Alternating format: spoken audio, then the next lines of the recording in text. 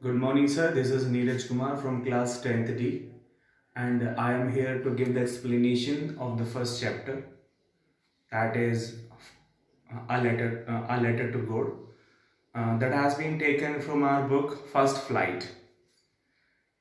Uh, the chapter is a letter to God.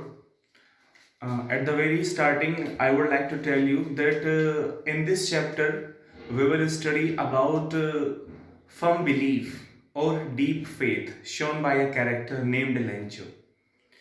So now let us know about this story paragraph wise. Now I start first paragraph. The house, the only one in the entire valley, sat on the crest of a low hill. From this height, one could see the river and the field of ripe corn, dotted with flowers that always promised a good harvest. The only thing the earth needed was a downpour or at least a shower. Throughout the morning, Lencho, who knew his fields intimately, had done nothing else but see the sky towards the northeast. So, I tell you that what has been told, what has been described in the first paragraph, the story starts from a very lonely place. Only there is only one house that belongs to Lencho, and that is on the top of a low hill. And from this height of the house, a river and Lencho's field and ripe corn can be easily seen. Lencho needs only one thing for its ripe corn, that is heavy rain or shower. He simply keeps looking at the sky and expecting heavy rain or shower for its ripe corn. Now, the second paragraph. Now, we are really going to get some water, a woman. The woman who was preparing supper replied, "Yes, God willing." The older boys were working in the field while the smaller ones were playing near the house until the woman called to them all, "Come for dinner." It was during the meal that just as. Now, in the second paragraph, there is description about the family as well. Lencho talks to his family, especially talking to his wife. They are talking to each other, and some older boys of Lencho, they are just working in the field, and the rest they are playing near the house. And Lencho's wife has prepared dinner for everyone and just called everyone just for the dinner. Now, let us go ahead. Paragraph number third. Lencho had predicted big drops of rain begin to fall. In the northeast, huge mountains of cloud could be seen approaching. The air was fresh and sweet. The man went out for no other reason than to have the pleasure of feeling the rain on his body. When he returned, he exclaimed, "These are not raindrops from falling from the sky. They are new coins. The big drops are 10-cent pieces, and the little ones are fives." Lencho expected, as I have told you in the last paragraph, that he needed only heavy rain or shower for his ripe corn. After some time, what actually happens? He can see the huge mountains of clouds approaching to his feet, approaching to him. After some time, it starts raining. Having seen it, Lencho becomes very much happy, and he calls the raindrops new silver coins. He calls the big drops 10 cent and the little ones 5 cents. Now, the next paragraph, with a satisfied expression, he regarded the field of ripe corn with its flowers draped in a curtain of rain. But suddenly a strong wind began to blow, and along with the rain, very large hailstones began to fall. These truly did resemble new silver coins. The boys, exposing themselves to rain, ran out to collect the frozen pearls. By seeing the rain, Lancho gets satisfied very much, and after some time, a very strong wind started blowing, and along with the rain, uh, it started hailstones. These hailstones really resemble like silver coins. The boys of Lancho, they started running to collect the hailstones. Now the next paragraph, it is really getting bad now, exclaimed the man. I hope it passes quickly. But it did not pass quickly. For an hour, the hail rained on the house, the garden, the hillside, the cornfield, on the whole valley. The field was white as if covered with salt. As it was hailing continuously, Lencho thought that it would stop soon, but it did not happen so. It kept on hailing.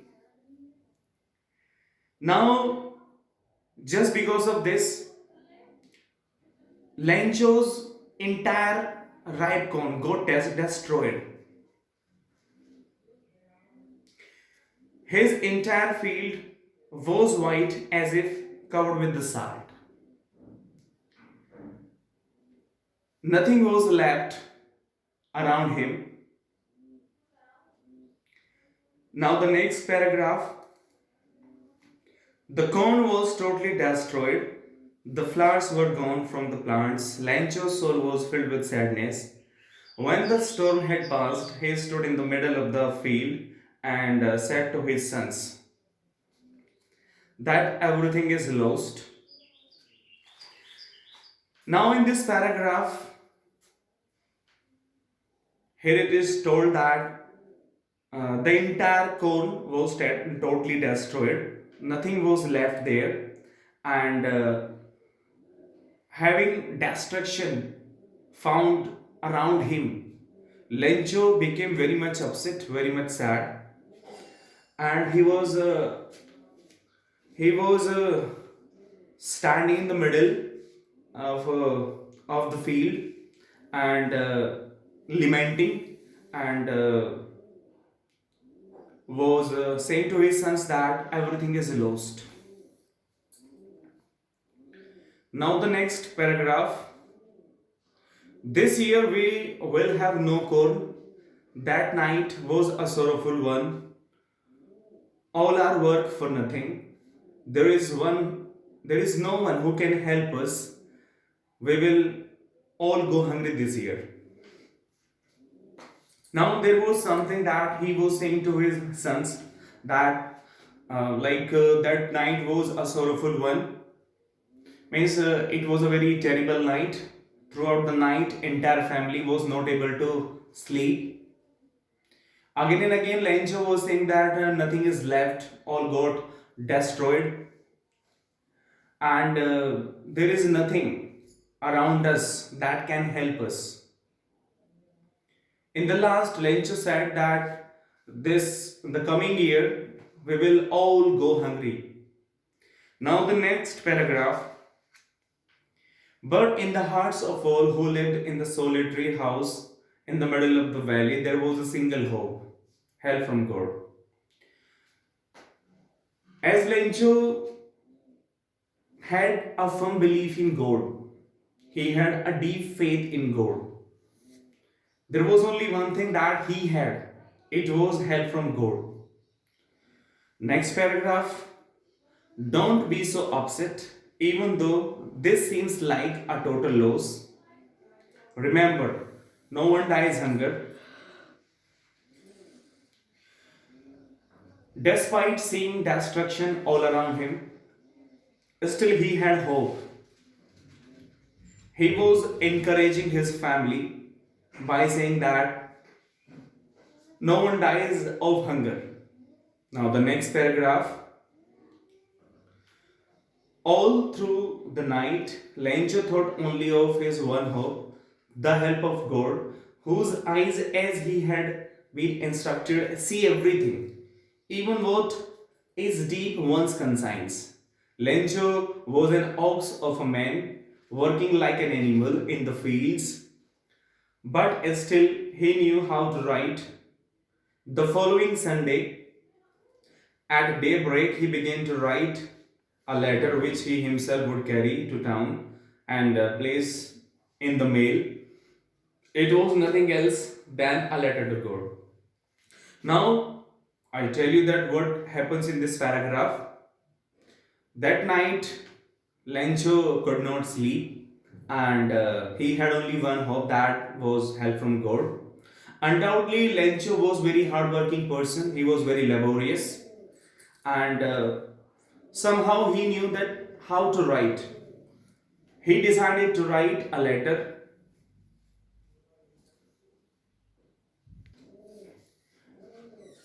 So he decided to write a letter and go to post office and place this letter into the mailbox.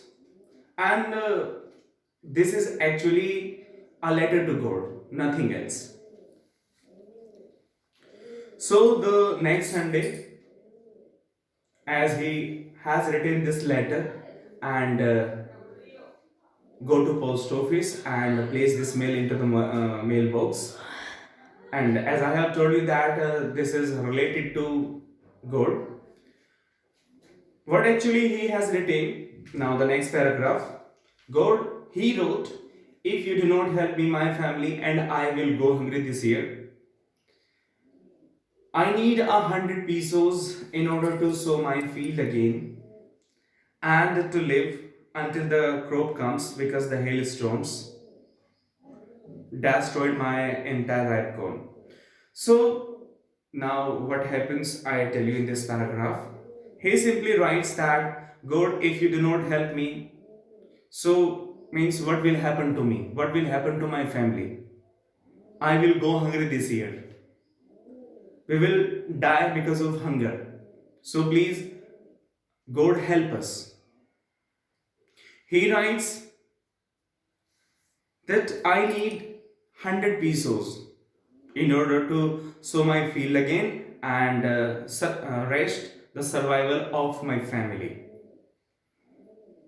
Now the next paragraph, he wrote to God on the envelope, put the letter inside and still troubled went to town.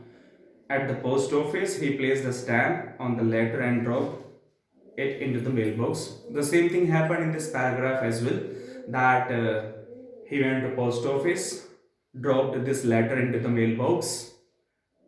Now the next paragraph. One of the employees who was a postman and who also helped at the post office went to his boss laughing heartily and showed him the letter to God. Never in his career as a postman had he known that address. The postmaster, a fat, amiable fellow, also broke out laughing, but almost immediately he turned serious and tapping the letter on his desk commented, what faith! I wish I had the faith of the man who wrote this letter, starting up our correspondence with God. Now, in this paragraph, as it has been described, one of the employees, that was a postman, he finds the letter, opens the letter, and starts laughing because it was addressed to God. because he said that never ever in his life he has seen such a letter addressed to God. So by taking this letter to postmaster and told that this is something that I have found from the mailbox and addressed to God, postmaster also started laughing, but soon he became very much serious by seeing such faith, such belief into the God, and he thinks of himself that he should have been like a person as he has seen into the letter. Now, the next paragraph. So, in order not to shake the writer's faith in God, the postmaster came up with an idea, answered the letter. But when he opened it, it was evident that to answer it needed something more than goodwill, ink and paper. But he stuck to his resolution. He asked for money from his employees. He himself gave part of his salary, and several friends of his were obliged to give something for an act of charity. Now, I tell you what happens in this paragraph. In this paragraph, as the postmaster has opened the letter and found that somebody is there who has asked for money, and it was 100 pesos, he and his workers started making a charity. Even they made it. Now, the next paragraph. It was impossible for him to gather together the 100 pesos, so he was able to send the farmer only a little more than half. He put the money in an envelope addressed to Lencho, and with it a letter containing only a single word as a signature code. So, after the completion of charity, it was decided that a letter has got to be written addressed to Lencho. They collected only a little more than half pesos. He put this money into the envelope and addressed to Lencho and put the signature as gold. Now, the next paragraph. The following Sunday, Lencho came a bit earlier than as usual to ask if there was a letter for him. It was the postmaster himself who handed the letter to him, while the postmaster, experiencing contentment of a man who has performed a good deed, looked on from his office. Now, I tell you that what happens in this paragraph. The next Sunday, Lencho arrived at the post office to make it confirm that if there is any letter for him or not. It was the postman who handed over the letter to the postman, to Lencho, and the postmaster was noticing each and everything who was sitting in his office and feeling contentment. Now, the next paragraph. Lencho showed not the slightest surprise on seeing the money. Such was his confidence. But he became angry when he counted the money. God could not have made a mistake, nor could he have denied Lencho what he had requested. Now, in this paragraph, I tell you what happens. As Lencho gets the letter, opens it, and finds only 70 pesos. Instead of getting happy, he became angry. According to the workers of the post office, he should have been happy, but nothing goes like that. He simply gets angry, and because he demanded 100 pesos and finds only 70 pesos. He says that God never makes a mistake and never denies. Now, the next paragraph. Immediately, Lencho went up to the window to ask for paper and ink. On the public writing table, he started to write with much wrinkling of his brow, caused by the effort he had to make to express his ideas. When he finished, he went to window to buy a stamp which he licked and then affixed to the envelope with a blow of his fist. The moment the letter fell into the mailbox, the postmaster went to open it. It said, "God, of the money that I asked for, only 70 pesos reached me. Send me the rest, since I need it very much. But do not send it to me through the mail because the post office employees are a bunch of crooks." Lenju. Now I tell you what happens in this paragraph. After becoming angry, Lenju again decides to write one more letter to God. He simply goes to desk and asks for paper, ink, and envelope. Even he writes that in God that you Lencho makes a request to God in the letter. Uh, you must have sent me 100 pesos, but people are there in the post office. They must have stolen my 30 pesos.